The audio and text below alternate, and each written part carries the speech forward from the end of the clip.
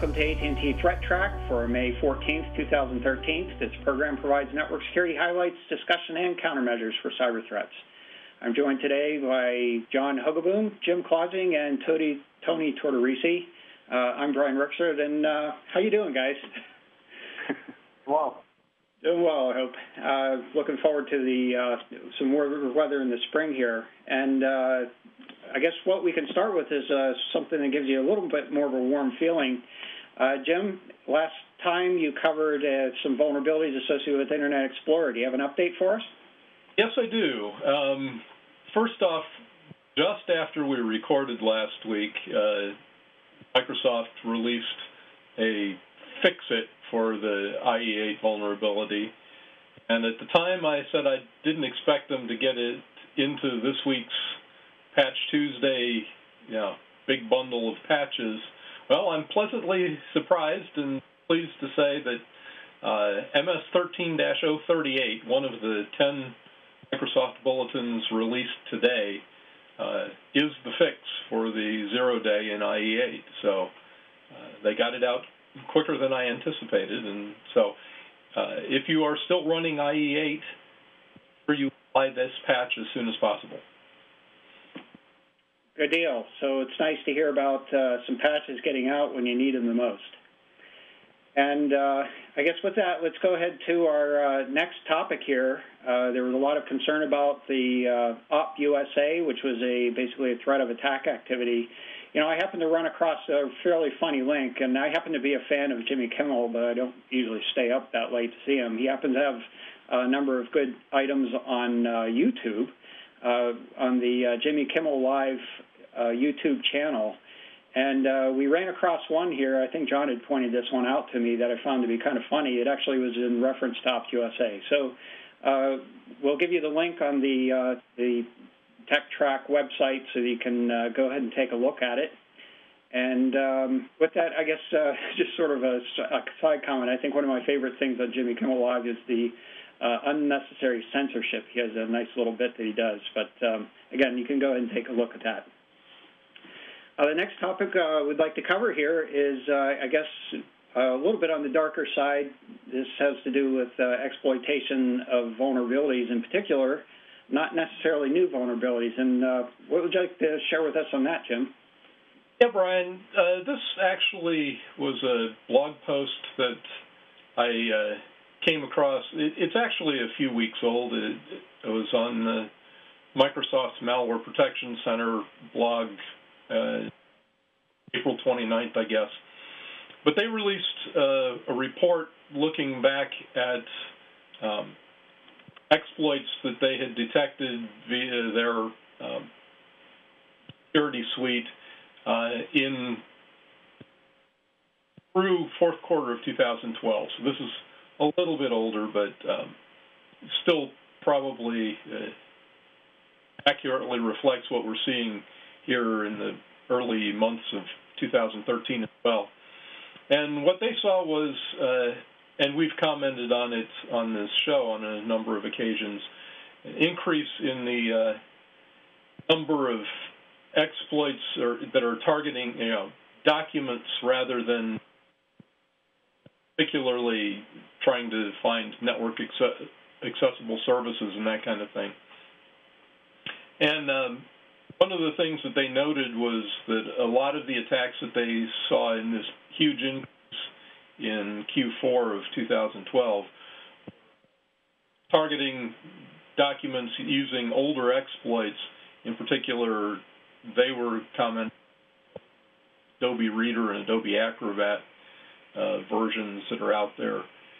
And, exploits that were patched as far back as 2010, still being actively exploited, apparently successfully exploited in 2012. So the one of the takeaways for me was we always say it on this show, but this just reinforces the need to make sure you keep up with the patches. I think Adobe just recently said they're going to drop support for Reader 9, Acrobat 9 relatively soon. I don't have the date in front of me, but we talked about old versions of software out there, and this just demonstrates, the old versions have exploits that have often been patched, but if you don't apply the patches, if you're still running, leave yourself wide open to this kind of thing. So yeah. It's interesting. I think and I've fallen prey to this a little bit in the past. The notion of software that has fallen outside of the software support cycle should not be misconstrued to believe that all of the necessary patches have been applied and there are no more vulnerabilities. A lot of times, as you well know, and you pointed out many times before, I think, Jim, is many of the vulnerabilities that are found today or recently actually apply in terms of, those vulnerabilities exist in many versions back. And, in fact, the ones that get listed are only the ones that are within the current support cycle for the most part. So we certainly need to be paying attention to these types of things.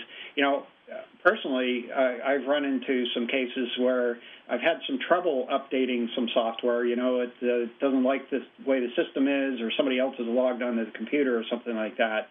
And there certainly have been a lot of improvements. I would say, Microsoft sort of broke the ground when they started doing the automatic updates for the Windows operating system. I think a lot of the applications have lagged a little bit in that capability, but they've certainly been improving. And by all means, this is a pertinent consideration. That is, it's not just the current stuff; it's the old stuff.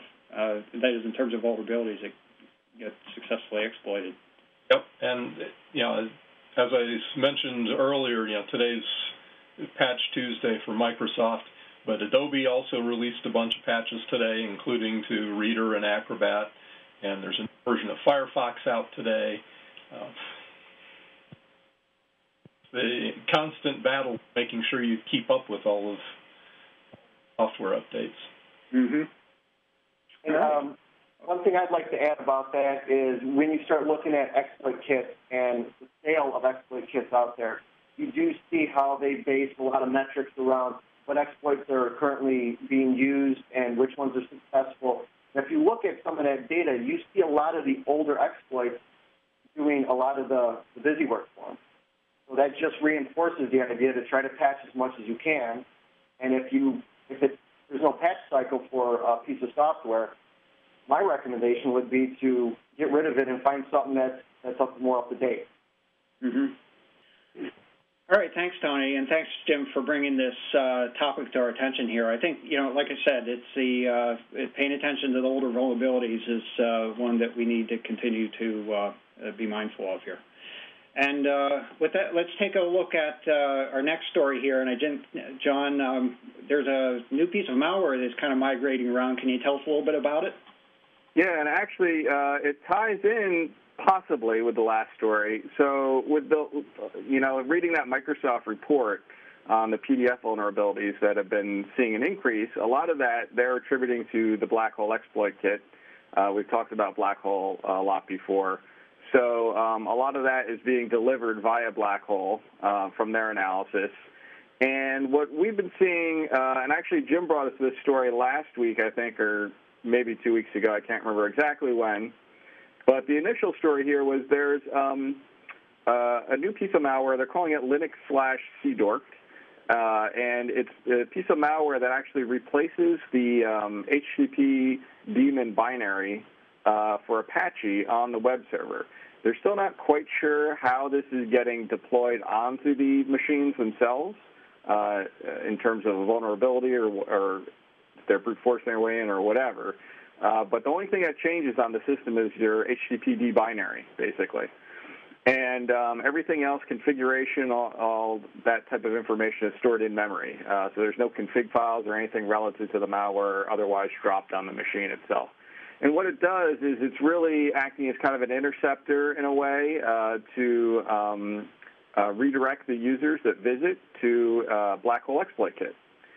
And so the update to this story is that not only has Apache been seeing a Trojanized version of the Apache HTTPD binary, but also Lighty, which is the LIGHT TPD but it's pronounced Lighty, as well as Nginx, which is another very popular fast web server that's used.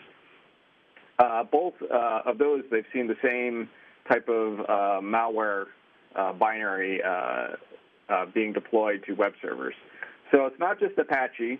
They're still not sure how it's being dropped there. There are some interesting things that they've noticed about this now that a week or so has passed. There's a couple of other little nuggets of interesting information, such as when a user visits one of these infected servers, well, there's a couple of things.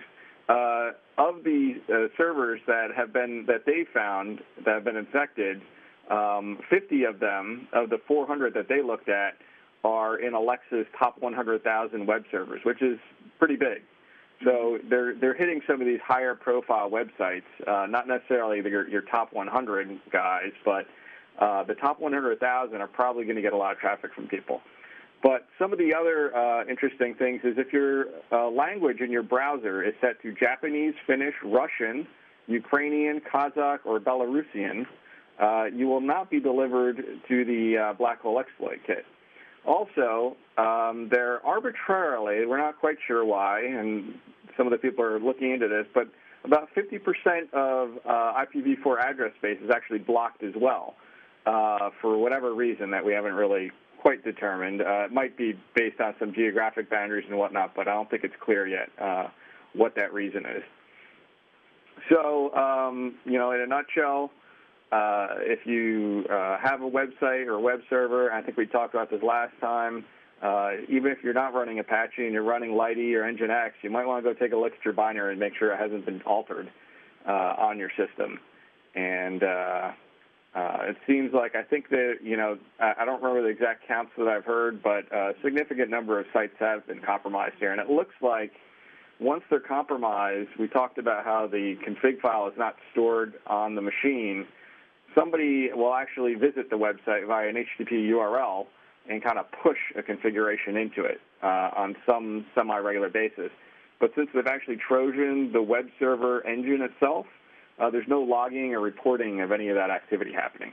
So the only way you'd actually be cognizant or aware that that actually happens if you had some other type of network analysis, like a packet analyzer, watching the traffic going to and from your web server from some other device, maybe in front of it or whatnot. So interesting trend, and I guess we'll keep an eye out for this. But, again, I think it's, relative to the black hole exploit kit and these exploit kits in general,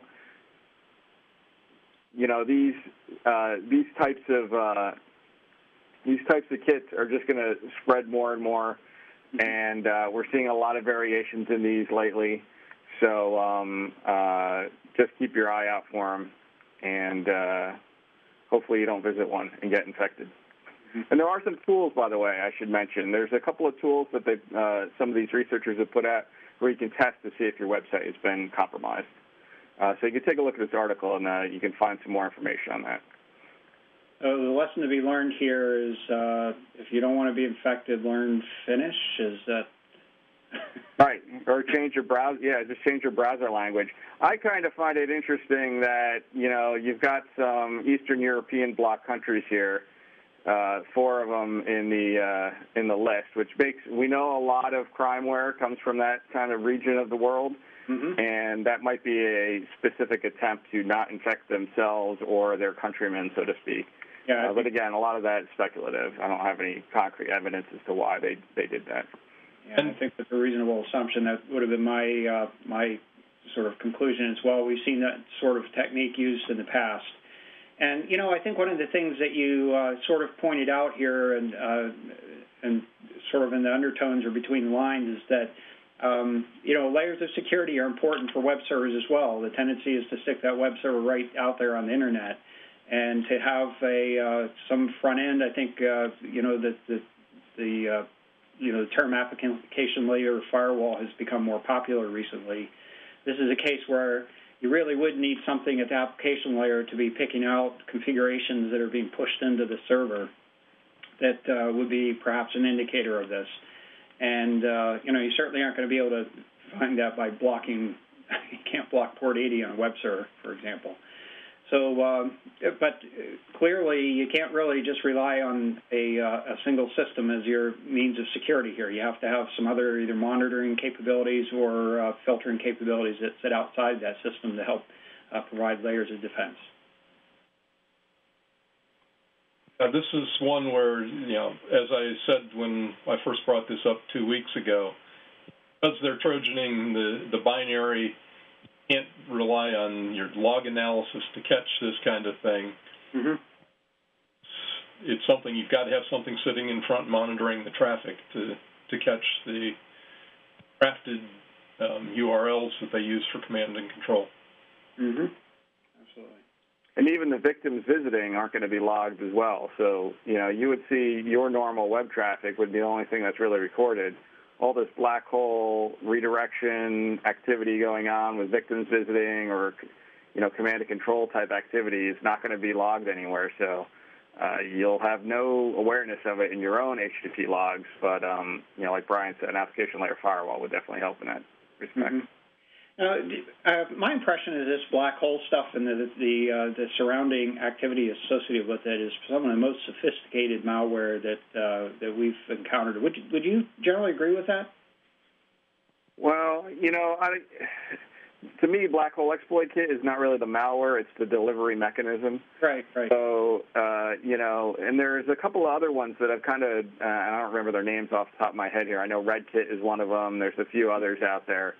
And it's basically just a tool that helps you build a page that will try a bunch of different exploit patterns against the browser when they visit, a drive-by infection.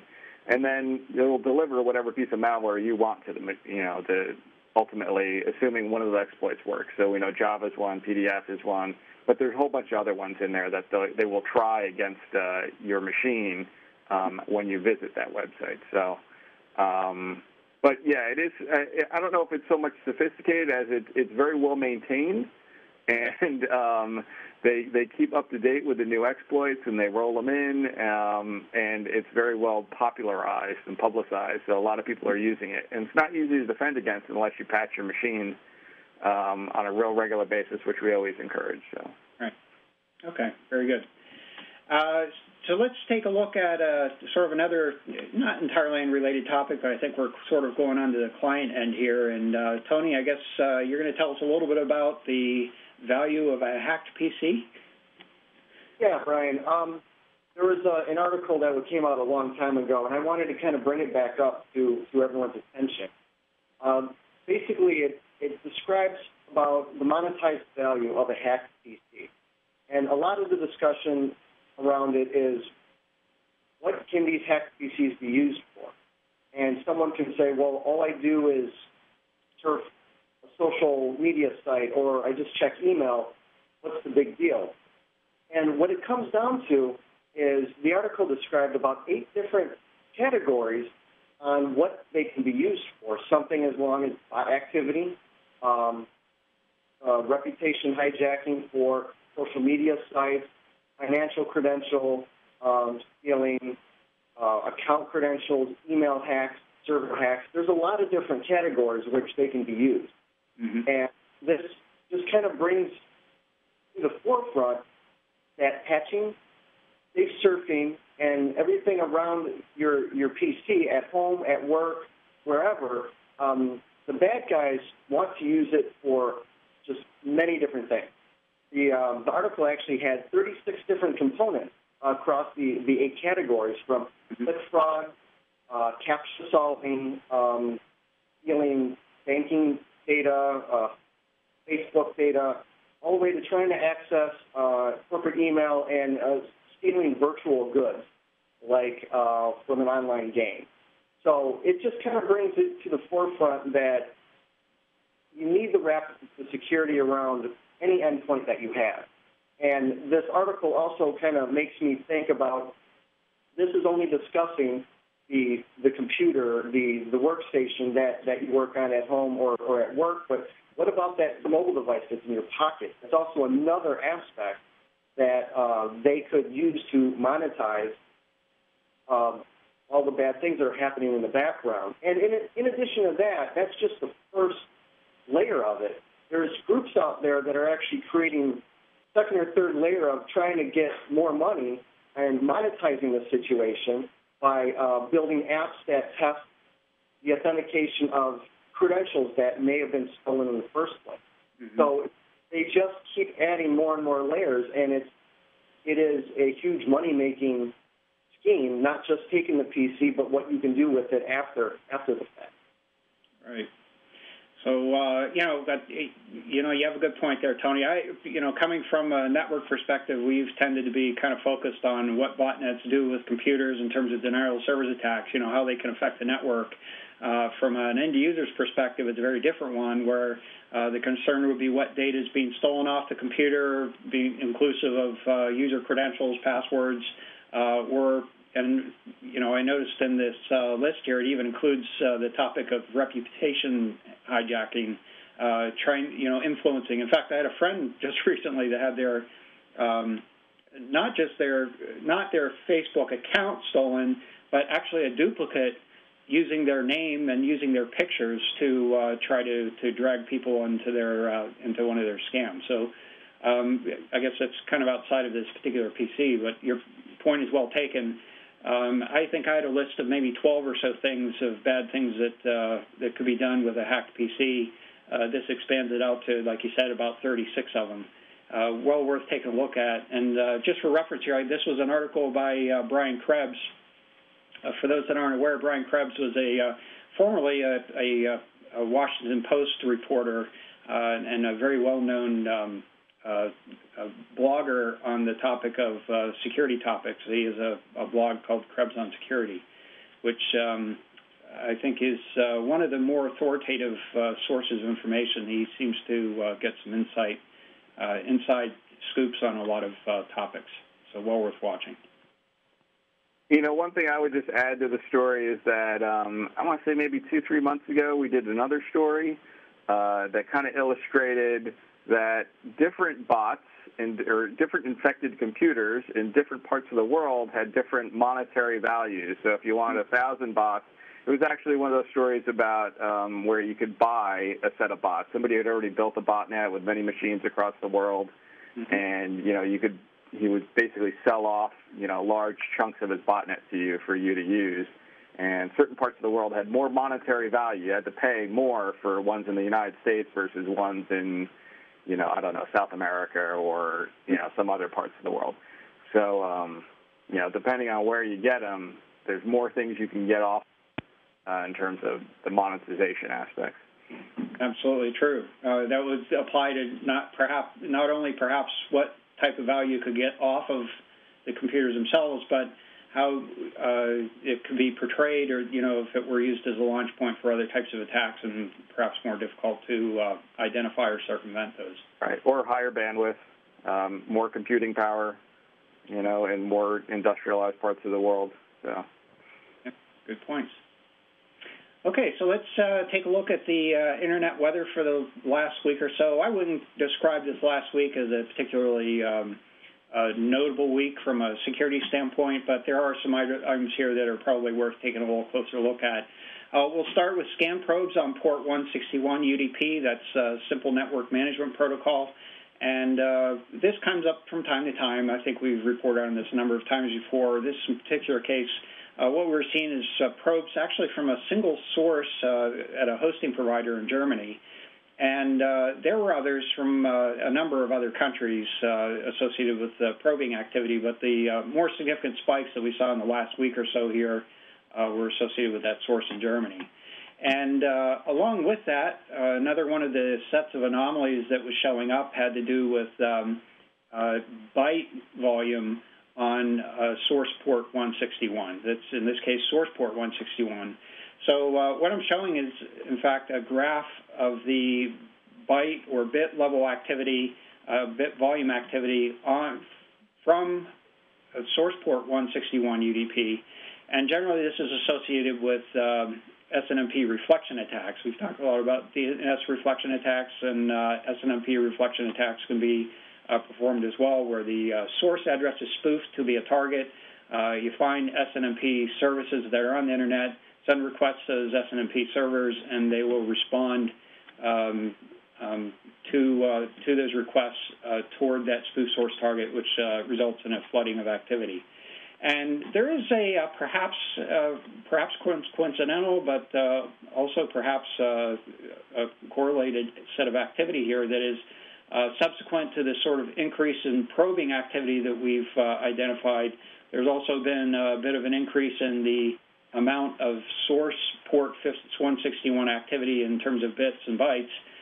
Each of these spikes, by the way, would be most likely attributable to a unique denial of service attack against someone. And we have certainly seen an increase in that activity over the last several days. And so that's something to be paying attention to. That is, first of all, you don't want SNMP servers exposed to the Internet. If you have to have one on an Internet exposed IP address, make sure that the accesses are restricted specifically from management servers that you expect to see probes coming from. And second of all, if you do see this source port activity, you might want to pay attention to that from a point of view of a denial of service attack and be prepared for that. Next item here is one that I think has been reported for a little while now. It's continuing. We're seeing scam probes on port 5038 TCP, and this is associated with the asterisk voice over IP management protocol. So this is basically an interface for managing VoIP boxes. This asterisk is a VoIP software package. And in this particular case, most of the probes are from a single address in China, and we've also seen this particular source probing on port 25, SMTP, or email. And so that's perhaps, suggestive of spamming activity. I also have to notice that particular source IP address was also probing on port 5138 TCP for a period of time. I suspect perhaps that was a typo. They may have intended to be probing on port 5138. I was not able to find an application that was associated with 5138 that I could find. So they may have intended to actually be probing 5038. Next item here is scan probes on 1521 TCP. This is the Oracle SQL listener, and so this is for network-based SQL queries. This is another case where we saw a single address from Hong Kong doing the probing activity, or at least most of the probes in this particular case. I was able to identify another source from China, and in that particular case, the one from China was also seen probing port 5900 TCP, that's virtual network computing, so a remote access application, as well as probing on port 3306 TCP, which is a port associated with MySQL. So this may be just more generally not necessarily going after databases in particular, but going after any avenue for remote access to a server. And, perhaps underappreciated fact is that once you do get access into one of these systems from a database point of view, it's sometimes possible to inject commands into the system which can provide a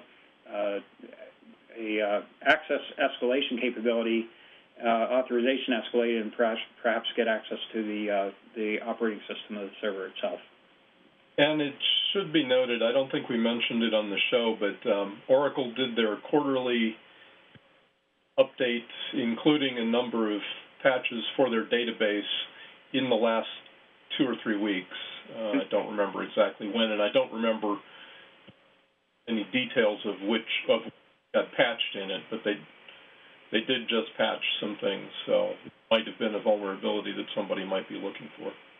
That's certainly a possibility here. So the activity that we'd seen, I didn't point out, but sort of started in terms of an increase in activity right around the, I would say, the 10th, latter part of the 9th of May, and we've seen some spiky activity since then. Nothing that I would describe as aggressive scanning activity, but certainly an increase relative to what we typically see. Next item here is our pie chart in terms of the probing activity for the previous day.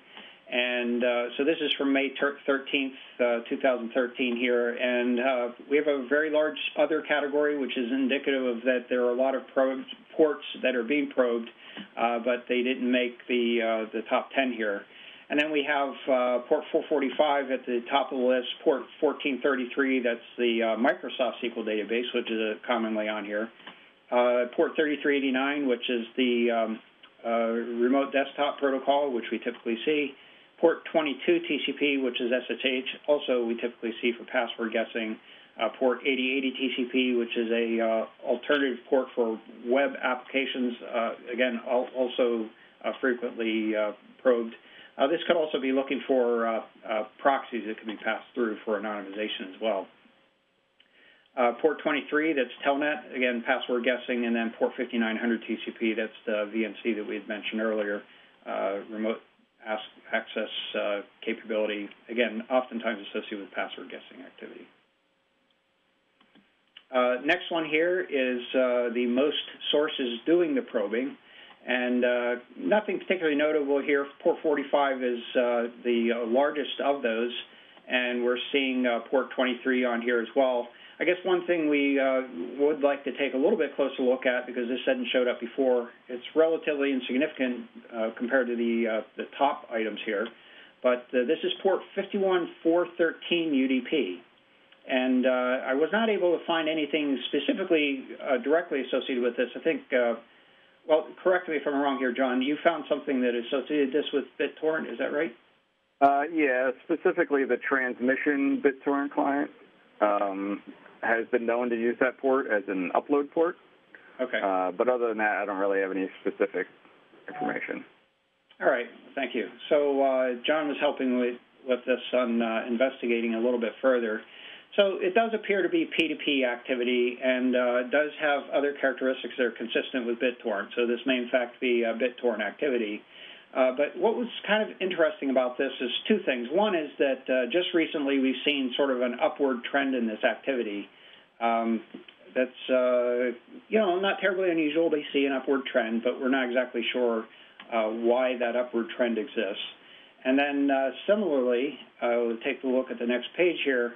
There seems to be a very sort of unusual and strong bias associated with the geographic distribution of these users. So we're seeing very hefty usage in the eastern portion of the United States, a little bit in the southwest, but considerably less than we see in the eastern portion of the United States, and then just a little bit out in Asia. So not a very typical distribution of users for a application, as popular as BitTorrent here. So I'm not exactly sure why this demographic exists.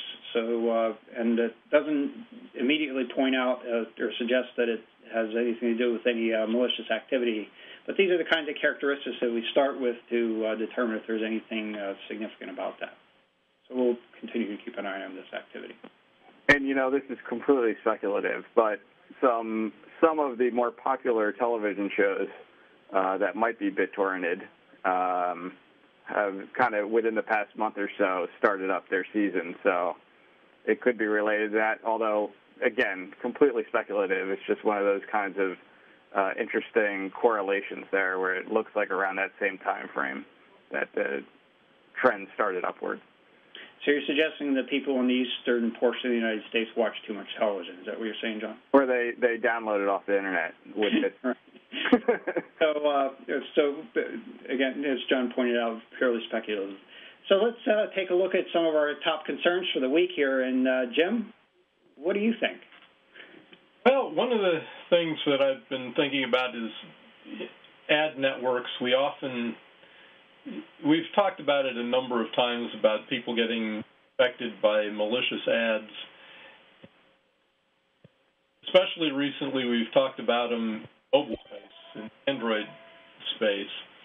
And so I thought it was interesting. I came across an article in Tech World that one of the mobile security firms, Lookout, we've talked about them before, has served notice to a number of the ad network firms.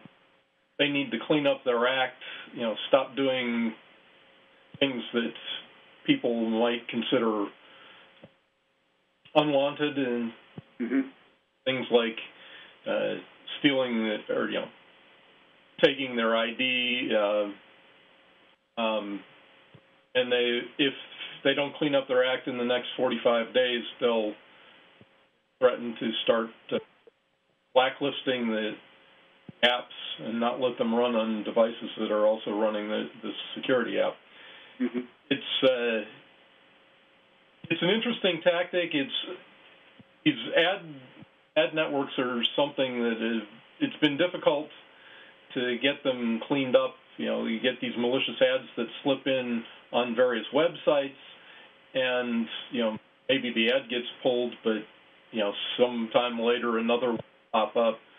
So in this case, on the mobile side, they seem to be saying the apps that embed this bad behavior are going to get blocked as well. So not sure how I feel about that. I just thought it was an interesting way to try to deal with is a pretty big problem. Mm-hmm. Yeah, I think sort of underlying the undertone of this is, I think for the lack of a better way to do it, I'll put sort of the policing the internet topic into two categories. There's one where the belief is that there needs to be sort of regimented policing activity that's associated with the internet, and then on the other end of the spectrum, perhaps there's treated as a community, and the community puts pressure on it. I think this is a case where Lookout is taking some initiative to be a contributor to the community and try to find ways to put pressure against organizations that are perhaps not doing their part to prevent things from happening. And that's certainly a valid philosophy to consider. And there's probably some space in the middle that's appropriate. There, sometimes it requires something stronger than just a sort of a community point of view. Yeah, we talked a few weeks ago about that bad news malware, which was marketed as an ad, in-app ad kind of thing, to the way that the app makers could distribute their app for free and still make some money off it, but it had some capabilities to turn malicious, and that's one of the things that I think triggered this. So it'll be interesting to see if some of the bad actors change their behavior as a result of this kind of pressure. Mm-hmm. Well, if more join in, it will probably be even more effective. So I think that's the idea here. The challenge is ultimately it requires resources above and beyond what you might have otherwise to be applied to that challenge.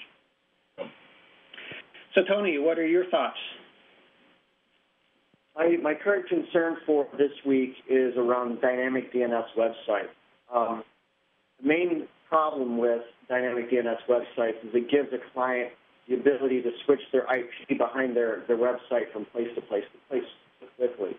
And with my email research, what I've been seeing recently is an uptick in the use of Dynamic DNS for malicious URLs coming in via email.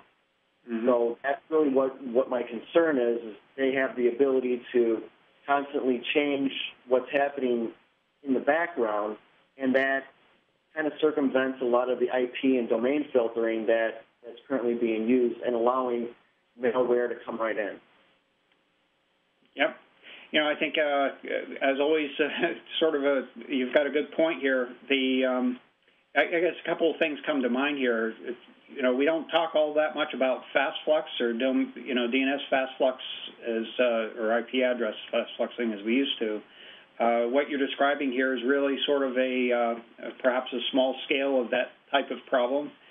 And, my particular opinion has been for some time that there really needs to be more accountability associated with the folks that are registering for domain names, particularly if there's some history of malicious use or if there's not a validated use associated with it. That is, you really should be able to trace who registered a domain name back to an individual for accountability purposes. And I think there was a study that was done some time ago. I haven't seen a recent one, but this was perhaps a few years ago, where they found that at least 30% of the domain name registration information had bogus, perhaps in many cases deliberately bogus information associated with it, that is false information in terms of phone numbers, addresses, and email addresses associated with the users that have registered those. So, that obviously is not providing very strong accountability, and one of the big sources of the opportunities to conduct malicious activity. I think you're just basically pointing out that fundamental problem. Right, I agree with you. With the ability to change the IP in the background, the ability to just go into your client and set up a new domain and have this stuff come out, it's really quick. It's easy for them to kind of circumvent. And when it comes down to any sort of corporation, with research that I performed, very little legitimate traffic that I have seen personally has come from dynamic DNS websites from an enterprise or a corporate perspective. So, yeah, this is something that's out there, and it's heavy, and I'm actually starting to see more and more of it as 2013 progresses. Mm-hmm. One of the things around this that I would point out is, like you said, more often than not, dynamic DNS domain names are associated with malicious traffic. That's not always the case, but more often than not it is. But the other problem is as defenders, we're faced with a lot of these dynamic DNS providers have tens of thousands of domains. They're adding hundreds a day of new ones that they're serving dynamic DNS service via. And it's hard to know, well, is this a dynamic DNS domain? And, programmatically to know whether that is when someone goes to visit it or whatnot. And one of the strategies we've been looking at is to look at, well, who is the authoritative name server for this domain in DNS? And that'll kind of give you an indication, because that'll point to a smaller set of authoritative servers that you already know are associated with a dynamic DNS provider. You can kind of get most of them kind of corralled under that umbrella, even when they add more and more of them to their list of domain names that they provide dynamic DNS for. Right. Not a conclusive indicator, but certainly one that's suggestive in the direction. If you see other suspicious behavior and associate that with perhaps a dynamic DNS, it kind of points you in the direction that you need to look farther. Yep. All right, and John, I think what's on your mind? Well, I'm a broken record because one of the things I have to deal with kind of on a regular basis, and it's been concerning me as I watch more and more over time here.